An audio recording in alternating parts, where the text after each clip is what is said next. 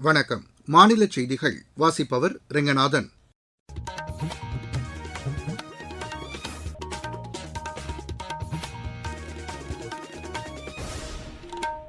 தலைப்புச் செய்திகள்.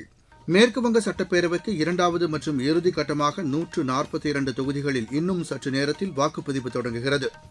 உலக அளவில் மின்னணு பொருட்கள் உற்பத்தியில் நம்பிக்கைக்குரிய நாடாக இந்தியா உருவெடுத்துள்ளது என்று அத்துறைக்கான மத்திய அமைச்சர் திரு அஸ்வினி வைஷ்ணவ் தெரிவித்துள்ளார். வாக்கு எண்ணும் மையங்களில் பங்கேற்கும் மேற்பார்வையாளர்கள் உள்ளிட்ட அலுவலர்களுக்கான பயிற்சி சென்னையில் இன்று நடைபெறுகிறது. தமிழகத்தின் பல்வேறு மாவட்டங்களில் இன்று மிதமான மழைக்கு வாய்ப்புள்ளதாக வானிலை ஆய்வு மையம் தெரிவித்துள்ளது. ஐபிஎல் கிரிக்கெட் போட்டியில் ராஜஸ்தான் அணி 6 விக்கெட் வித்தியாசத்தில் பஞ்சாப் அணியை வென்றது. இனி விரிவான செய்திகள். மேற்குவங்க சட்டப்பேரவைக்கு இரண்டாவது மற்றும் இறுதிக்கட்டமாக 142 தொகுதிகளில் இன்னும் சற்று நேரத்தில் வாக்குப்பதிவு தொடங்குகிறது. இம்மாநிலத்தில் முதற்கட்டமாக 152 தொகுதிகளில் கடந்த 23ஆம் தேதி தமிழக சட்டப்பேரவைத் தேர்தலுடன் வாக்குப்பதிவு நடைபெற்று முடிந்தது. மேற்குவங்க முதல்கட்ட தேர்தலில் சுமார் 92.3% வாக்குகள் பதிவாகின. காலை 7 மணிக்கு தொடங்கும் வாக்குப்பதிவு மாலை 6 மணி வரை நடைபெறுகிறது. வாக்குப்பதிவை முன்னிட்டு பாதுகாப்பு உள்ளிட்ட அனைத்து ஏற்பாடுகளையும் தேர்தல் ஆணையம் மேற்கொண்டுள்ளது. பதற்றமானவை என கண்டறியப்பட்டுள்ள வாக்குச்சாவடிகளில் கூடுதல் பாதுகாப்பு போடப்பட்டுள்ளது. இன்றைய தேர்தலில் 1448 வேட்பாளர்கள் களத்தில் உள்ளனர். 3,21,73,837 வாக்காளர்கள் வாக்களிக்க தகுதி பெற்றுள்ளனர். தமிழகம், அஸ்ஸாம், கேரளம், புதுச்சேரி மற்றும் மேற்குவங்க சட்டப்பேரவை தேர்தலில் பதிவான வாக்குகள் மே 4ஆம் தேதி எண்ணப்பட்டு முடிவுகள் அறிவிக்கப்பட உள்ளன. உலக அளவில் மின்னணு பொருட்கள் உற்பத்தியில் நம்பிக்கைக்குரிய நாடாக இந்தியா உருவெடுத்துள்ளது என்று அத்துறைக்கான மத்திய அமைச்சர் திரு அஸ்வினி வைஷ்ணவ் தெரிவித்துள்ளார். ஆந்திர மாநிலம் விசாகப்பட்டினத்தில் முதலமைச்சர் திரு சந்திரபாபு நாயுடுவுடன் இணைந்து கூகுள் நிறுவனத்தின் செயற்கை நுண்ணறிவு தொழில்நுட்ப மையத்திற்கு அவர் அடிக்கல் நாட்டி பேசினார்.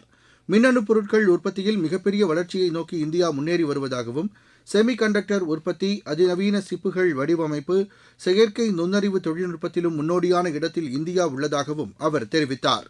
இந்த துறைகளில் உள்ள வாய்ப்புகளை முன்பு தவறவிட்ட நிலையில் தற்போது மத்திய அரசின் ஆதரவான கொள்கை மற்றும் வலுவான தலைமை காரணமாக அண்மை காலத்தில் இந்த துறைகளில் குறிப்பிடத்தக்க வளர்ச்சியும் மாற்றங்களும் ஏற்பட்டிருப்பதாகவும் திரு அஸ்வினி வைஷ்ணவ் கூறினார். மேற்காசியாவில் நிலவும் பதற்றமான சூழலுக்கிடையே ரஷ்யாவுடனான ஈரானின் ஒத்துழைப்பு தொடர்ந்து நீடிக்கும் என்று அந்நாட்டு வெளியுறவு அமைச்சர் திரு அப்பாஸ் அராச்சி தெரிவித்துள்ளார். செயின்ட் பீட்டர்ஸ்பர்கில் ரஷ்ய அதிபர் திரு விளாடிமிர் புட்டினை நேற்று அவர் சந்தித்து விரிவான ஆலோசனை நடத்தினார். ஈரான், ரஷ்யா இடையேயான நல்லுறவுகளை மேலும் வலுப்படுத்துவது குறித்தும், மேற்காசியாவில் பதற்றத்தை தணிக்க ரஷ்யா அளித்து வரும் ஆதரவுக்கு அவர் நன்றி தெரிவித்துக் கொண்டார். அங்கு அமைதியை ஏற்படுத்துவதற்கான முயற்சிகளுக்கு ரஷ்யா அனைத்து உதவிகளையும் அளிக்க தயாராக உள்ளது என திரு விளாடிமிர் புட்டின் தெரிவித்தார். சுமார் 2 மணி நேரம் நடைபெற்ற இந்த சந்திப்பு ஆக்கப்பூர்வமான வகையில் அமைந்ததாக அதிபர் மாளிகை செய்தித் தொடர்பாளர் திரு டிமிட்ரி பெஸ்கோவ் தெரிவித்துள்ளார். பெட்ரோலியம் ஏற்றுமதி நாடுகள் அமைப்பான ஒபெக்கில் இருந்து ஐக்கிய அரபு எமிரேட்ஸ் வெளியேறுவதாக அறிவித்துள்ளது. வரும் 1ஆம் தேதி முதல் அந்த அமைப்பிலிருந்து வெளியேறுவது என முடிவெடுத்திருப்பதாக UAE தெரிவித்துள்ளது. தேசிய உற்பத்திக் கொள்கை, பெட்ரோலிய பொருட்களின் திறன் மற்றும் நீண்டகால பொருளாதார முன்னுரிமைகள் தொடர்பாக ஒருங்கிணைந்த மறு ஆய்வு நடவடிக்கையை தொடர்ந்து இந்த முடிவு எடுக்கப்பட்டுள்ளதாக UAE வெளியிட்ட அறிக்கை தெரிவிக்கிறது. உலக அளவில் எரிசக்தி தேவையை உறுதியாக எதிர்கொள்வதற்கான உறுதிப்பாட்டையும் தங்கள் நாட்டின் நலனையும் அடிப்படையாக கொண்டு இந்த முடிவு எடுக்கப்பட்டதாகவும் அதில் கூறப்பட்டுள்ளது. கல்வி உரிமைச் சட்டத்தின் கீழ் மாணவர் சேர்க்கை கட்டாயம் மேற்கொள்ளப்பட வேண்டும் என்ற உத்தரவை உச்சநீதிமன்றம் உறுதி செய்துள்ளது. இந்த சட்டத்தின் கீழ் தனியார் மற்றும் அரசு உதவி பெறாத கல்வி நிறுவனங்கள் உள்ளிட்ட அருகாமையில் உள்ள பள்ளிகளில் மாணவர்களை அனுமதிக்க வேண்டியது சட்டப்பூர்வ கட்டாயம் என்று நீதிபதிகள் திரு BS நரசிம்மா, திரு அலோக் அராதே அடங்கிய அமர்வு உத்தரவிட்டது. நலிவடைந்த பிரிவைச் சேர்ந்த குழந்தைகளுக்கு கல்வி உரிமைச் சட்டத்தின் கீழ் சேர்க்கை வழங்க மறுப்பது அரசியல் சட்டத்தின் அடிப்படை விதிமுறைகளை மீறுவதாகும் என்று நீதிபதிகள் தெரிவித்தனர். சமுதாயத்தில் சமநிலையை உருவாக்கவும் சமூக கட்டமைப்பை மாற்றியமைக்கவும் கொண்டுவரப்பட்ட இந்த சட்டத்தின் கீழ் 25% ஒதுக்கீடு அதுபோன்ற குழந்தைகளுக்கு வழங்கப்பட்டு வருகிறது. நீங்கள் கேட்டுக்கொண்டிருப்பது மாநில செய்தி அறிக்கை. தமிழக சட்டப்பேரவைத் தேர்தலில் பதிவான வாக்குகள் வரும் 4ஆம் தேதி எண்ணப்பட உள்ள நிலையில் 234 தொகுதிகளில் தேர்தல் நடத்தும் அதிகாரிகள், உதவி அதிகாரிகள் ஆகியோருக்கான வாக்கு எண்ணும் பயிற்சி இன்று நடைபெறுகிறது. மாநிலம் முழுவதும் வாக்குகள் பதிவான சுமார் 1 லட்சம் வாக்குப்பதிவு இயந்திரங்கள் 62 வாக்கு எண்ணும் மையங்களில் பலத்த பாதுகாப்புடன் வைக்கப்பட்டுள்ளன. வாக்கு எண்ணும் பணியில் ஈடுபடும் அதிகாரிகள் உள்ளிட்ட 1000 பேருக்கு இன்று காலை சென்னையில் பயிற்சி வழங்கப்படுகிறது. மாநில கூடுதல் தேர்தல் அதிகாரி திரு சிவஞானம் தலைமையில் நடைபெறும் இந்த பயிற்சியில் 234 தொகுதிகளுக்கு உட்பட்ட தேர்தல் நடத்தும் அதிகாரிகள் கலந்து கொள்கிறார்கள். வாக்கு எண்ணும் மையங்களில் எவ்வாறு செயல்பட வேண்டும், வாக்குப்பதிவு இயந்திரங்களை கையாள்வது, தபால் வாக்குகளை எவ்வாறு எண்ண வேண்டும் உள்ளிட்ட பயிற்சிகள் வழங்கப்பட இருப்பதாக தேர்தல் ஆணைய வட்டாரங்கள் தெரிவித்துள்ளன. இந்த பயிற்சியை பெறும் அதிகாரிகள் அந்தந்த மாவட்டங்களுக்கு சென்று உடன் பணியாற்றும் தேர்தல் அலுவலர்களுக்கு பயிற்சி கொடுப்பார்கள் என்றும் தெரிவிக்கப்பட்டுள்ளது. தேர்தல் ஆணைய விதிமுறைகளை பின்பற்றி இந்த பயிற்சி வழங்கப்பட இருப்பதாக அதிகாரிகள் தெரிவித்துள்ளனர். இதற்கிடையே சென்னையில் வாக்குப்பதிவு இயந்திரங்கள் வைக்கப்பட்டுள்ள மையங்களை மாவட்ட தேர்தல் அதிகாரி திரு குமரகுருபரன் நேற்று பார்வையிட்டார். மதுரை அருள்மிகு மீனாட்சியம்மன் கோவிலில் நடைபெற்று வரும் சித்திரை திருவிழாவின் முக்கிய நிகழ்வான தேரோட்டம் இன்று காலை தொடங்கியுள்ளது. இதையொட்டி பாதுகாப்பு உள்ளிட்ட அனைத்து ஏற்பாடுகளும் செய்யப்பட்டிருப்பதாக எமது செய்தியாளர் தெரிவிக்கிறார். சித்திரை திருவிழாவின் முக்கிய நிகழ்வுகளான மீனாட்சியம்மன் பட்டாபிஷேகம், திருக்கல்யாணம் ஆகியவை நடைபெற்றதன் தொடர்ச்சியாக இன்று காலை தேரோட்டம் கோலாகலமாக துவங்கி நடைபெற்று வருகிறது.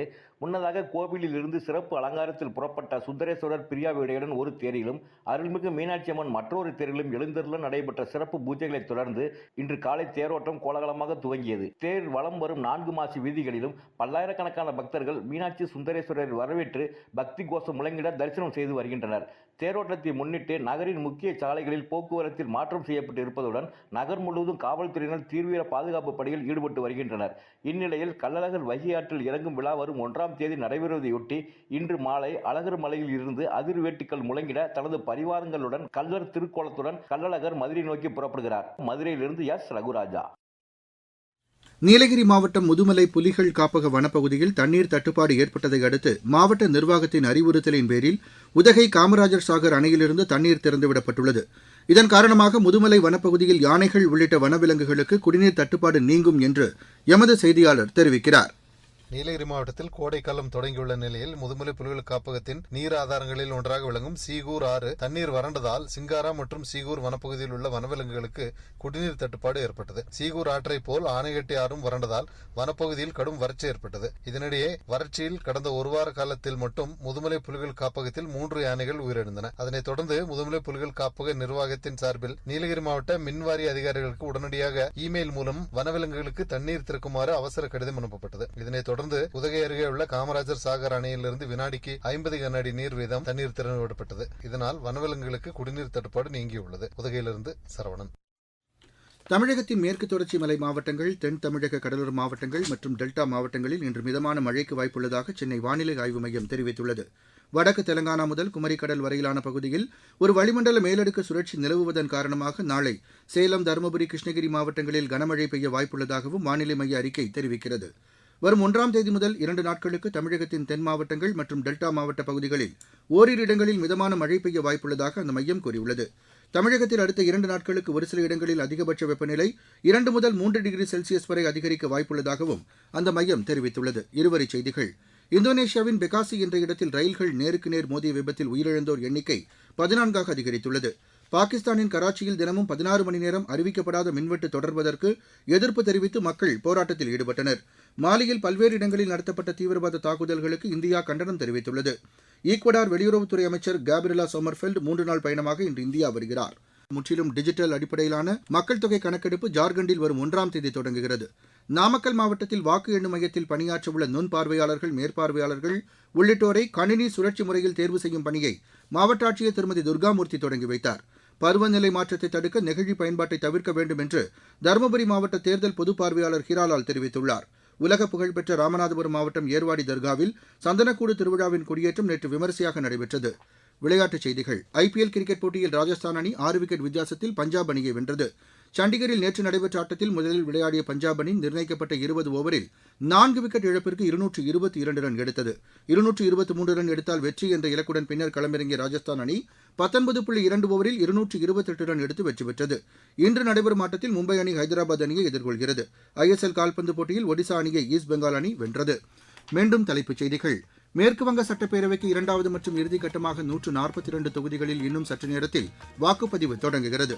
உலக அளவில் மின்னணு பொருட்கள் உற்பத்தியில் நம்பிக்கைக்குரிய நாடாக இந்தியா உருவெடுத்துள்ளது என்று அத்துறைக்கான மத்திய அமைச்சர் திரு அஸ்வினி வைஷ்ணவ் தெரிவித்துள்ளார்.